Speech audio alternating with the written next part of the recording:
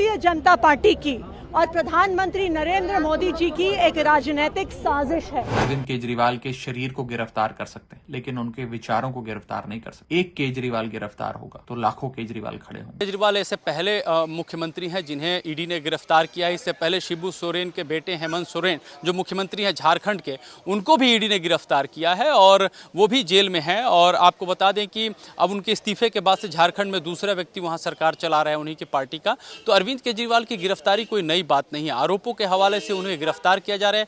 आप ये कह सकते हैं कि क्या जो गिरफ्तारी हुई है वो गैर कानूनी है? बिल्कुल नहीं। ये बिल्कुल ईडी ने भी बड़ी तैयारी के साथ अरविंद केजरीवाल के पास पहुंची है। ऐसा नहीं है कि वो कोई जल्दीबाजी में या हड़बड़ी में पहुंची है। 9 समन दिए गए हैं। हाँ, उसके समन भेजने के तौर तरीकों पे सवाल उठाए जा सकते हैं कि समन किस तरह से भेजे गए हैं, क्या टारगेटेड है या नहीं है, उसको लेकर आप सवाल उठा सकते हैं। लेकिन क्या कानून सम्मत है या नहीं है, इस पर सवाल तो बिल्कुल नहीं उठाया जा सकता, क्योंकि जो कार्रवाई हो रही है वो कानून सम्मत हो रही है। हाल तो ईडी कार्यालय के सामने खड़ा हूँ। यहाँ पे अरविंद केजरीवाल से पूछताछ हो रही है। लेकिन जहाँ तक बात है, लीगल टीम जो अरविंद केजरीवाल की है वो कल ही एक्टिव हो चुकी थी, लेकिन उन्हें कल सुप्रीम कोर्ट से राहत नहीं मिली थी। लेकिन अब जब ये मामला सुप्रीम कोर्ट में आज सुनवाई के लिए लिस्टेड है, जब ये मामला सुनवाई के लिए जाएगा तो जाहिर तौर पे ये देखना होगा कि अरविंद केजरीवाल को किस हद तक राहत मिल सकती है। लेकिन मैं आपको बता दूं कि जिस तरह के मामले अरविंद केजरीवाल पे हैं, जिस तरह से उन्होंने 9 समन को स्कीप किया, 10वें समन के बाद ईडी ने उन्हें गिरफ्तार किया, ये जो पूरा जो अगर देखेंगे इनकी केस हिस्ट्री को लेकर के, और साथ ही साथ जिस मुकदमा जो उनके ऊपर PMLA के तहत दर्ज है, ये बड़ा ही इसमें रेयर होता है कि आदमी को जमानत मिल जाए। और ये आप मान के चलिए कि जब इस एक्ट के तहत उनके ऊपर कार्रवाई हो रही तो अरविंद केजरीवाल भी जानते हैं कि उनके साथ क्या हश्र हो सकता है। लिहाजा यही वजह है कि अरविंद केजरीवाल और उनकी टीम अपने हिसाब से चल रही है, क्योंकि लोकसभा चुनाव का वक्त है। लिहाजा इस चीज़ में वो सारे दाव आजमाए जाएंगे जहां से जो एक लोकतांत्रिक समाज में आजमाए जा सकते हैं और साथ ही साथ लीगल पहलू पे भी आजमाए जा सकते हैं। अरविंद केजरीवाल से सुबह से पहली बार जो है एक बार पूछताछ हुई थी, उसके बाद से दोबारा उनके साथ अभी पूछताछ चल रही है। और हमारे जो खबर है, अभी ईडी के जो अधिकारी अंदर थे वही पूछताछ कर रहे हैं। और ईडी के जो चीफ हैं वो लगभग अब थोड़ी देर में हो सकता है कि वो पहुंचेंगे और वो अरविंद केजरीवाल से पूछताछ करेंगे, राहुल नवीन।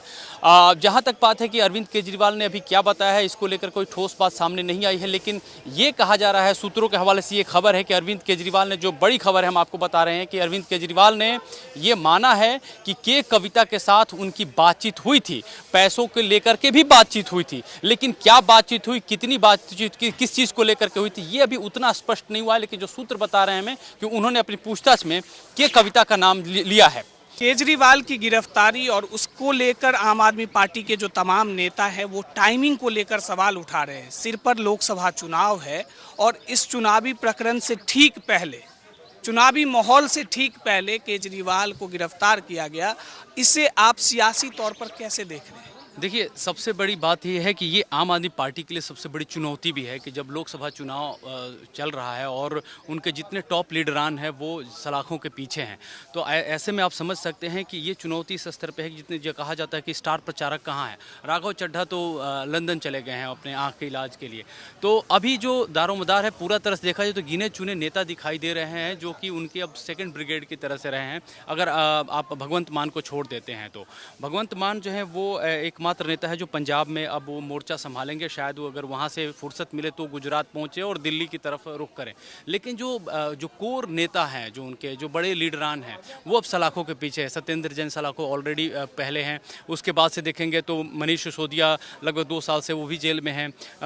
आम आदमी पार्टी के जो बड़े नेता रहे हैं संजय सिंह, वो भी जो है पिछले साल अक्टूबर में जेल में चले गए और अब अरविंद केजरीवाल चले गए हैं। तो दोनों चीज़ें हैं, जैसे रणनीति तैयार करने से लेकर के इलेक्शन को मैनेज करने से लेकर के, जो उसका एक कहा जाए कि राजनीतिक पहलू और आर्थिक पहलू जो मैनेज किया जाता है चुनाव में, वो सारी चीज़ों पर आम आदमी पार्टी को खामियाजा भुगतना पड़ सकता है। लेकिन एक बात जो कही जा रही है कि क्या इससे आम आदमी पार्टी को, उनके कार्यकर्ताओं को चार्ज मिलेगा, बूस्ट मिलेगा? नो डाउट उनको एक इमोशनल बूस्ट मिलेगा कि उनका नेता जेल के अंदर चला गया है। लोगों में आम आदमी पार्टी अब देखते हैं वो कितना कारगर साबित हो पाती है, जब उनकी तरफ से ट्वीट किए जा रहे हैं, बताया जा रहा है कि उनके खिलाफ जानबूझ के कार्रवाई की जा रही है। चुनावी दृष्टिकोण से वो कितना इसको भुना पाती है कि इमोशनल कार्ड खेल सकती है, वो देखने वाली बात होगी। लेकिन जिस तरह के, जिस कद के नेता संजय सिंह रहे हैं, मनीष सिसोदिया रहे हैं, अरविंद केजरीवाल हैं, उसके मद्देनजर अगर बात करेंगे तो अभी आम आदमी पार्टी का जो ब्रिगेड है उस चीज़ को, गैप को फिल करने में चुनावी मैदान में भी नहीं दिखाई दे रहा है। जब से अरविंद केजरीवाल की गिरफ्तारी हुई है, आम आदमी पार्टी के नेता चाहे आतिशी हों या फिर संजीव झा हों, ये तमाम मोर्चा संभाले हुए हैं। लीगल टीम से कंसल्ट किया जा रहा है और साथ में कहा जा रहा है कि हम कानूनी रास्ते अपनाएंगे, लेकिन साथ ही साथ वो लोग ऐलान कर रहे हैं कि दिल्ली में आम आदमी पार्टी की सरकार अब जेल से चलेगी। तो जब जेल से अरविंद केजरीवाल की सरकार चलेगी तो चुनौतियां भी बहुत होंगी, तो इस पर क्या कहना चाहें? देखिए, जेल से सरकार चल सकती है, ये प्रावधान है। पीपुल्स रिप्रेजेंटेटिव एक्ट 1951 के मुताबिक जब तक दोष सिद्ध नहीं हो जाता है, कोई नेता जो है, चाहे मंत्री जो है, वो अपने पद से इस्तीफा नहीं देता है, वो बना रह सकता है। अभी तक के कानून के मुताबिक ही है, लेकिन इसमें कई तरह के पेच हैं। पेच ये समझना पड़ेगा, मुश्किलात ये आएंगी कि अब हर चीज़ की जो है, क्योंकि अब अरविंद केजरीवाल यदि जेल में जाते हैं, जेल में जाएंगे तो जेल का अपना मैनुअल होता है, उसको उन्हें फॉलो करना होगा। उनसे हर कोई हर बार नहीं मिल सकता है, हर चीज़ के लिए उनको कोर्ट से आदेश लेनी पड़ेगी। अगर एक फाइल पे भी हस्ताक्षर करने होंगे, उस हस्ताक्षर के लिए भी कोर्ट जाना पड़ेगा, कोर्ट से इजाज़त लेनी पड़ेगी और कोर्ट से इजाज़त लेने के बाद ही उस फाइल पे साइन कर सकते हैं। साइन के बाद ही वो फाइल आगे बढ़ेगी। अब ये सोचिए, जब मुख्यमंत्री कार्यालय में सीएम बतौर सीएम में काम करते हैं तो एक दिन में कई सारी फाइलों को निपटारा करते होंगे, लेकिन अब जब ये बात सामने आएगी तो अब ये समझ लीजिए कि ये चीज़ जो है सबसे ज़्यादा एक तरह से कहा जाए कि पेचीदगी भरा काम होगा कि मुख्यमंत्री कार्यालय जो है वो जेल से चल रहा है और जेल से वो काम जो लोकहित के हैं, जनहित के हैं, वो पूरे नहीं हो पाएंगे। मेरे ख्याल से ऐसा लगता है कि फिजिबिलिटी का इसमें बड़ा अभाव रहेगा।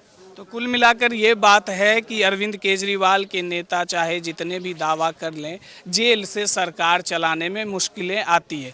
अभी इस वक्त मैं दिल्ली में ईडी के दफ्तर के बाहर हूं और आप देख सकते हैं कि यहां अरविंद केजरीवाल पीछे दफ्तर में मौजूद हैं, उनसे पूछताछ की जा रही है। कुछ देर बाद हो सकता है कि उन्हें रॉज एवेन्यू कोर्ट में ले जाया जाए और वहां ईडी रिमांड की मांग करे। ऐसे तमाम खबरों के लिए आप बने रहें विस्तार न्यूज़ के साथ। यहाँ खबरों का सिलसिला लगातार जारी है।